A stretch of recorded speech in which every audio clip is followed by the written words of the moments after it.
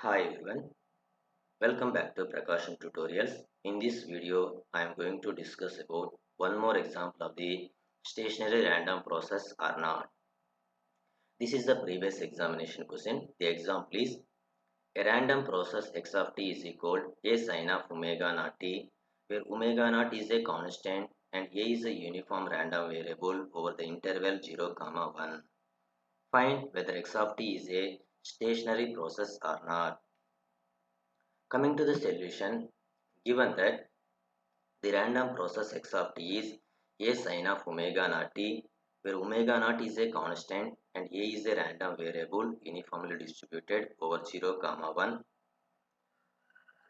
We know that the basic expression of the uniform density function, of the random variable a is f of a is equal 1 by 1 minus 0 is equal to 1 for a is equal to 0 to 1. So this is the uniform density function of the random variable a.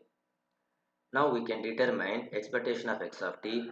So the expectation of x of t is, so now here x of t is a sine of omega naught t. Now where a is the random variable, so the RHS term is sine of omega naught t into expectation of a.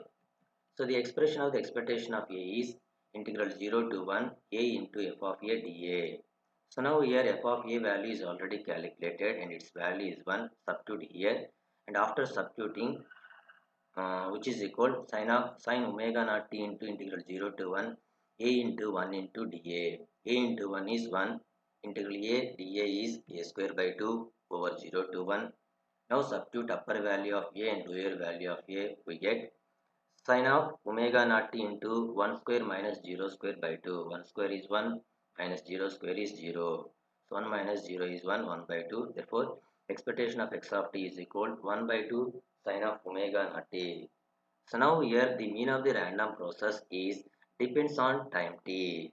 Hence, the given random process x of t is not a stationary random process.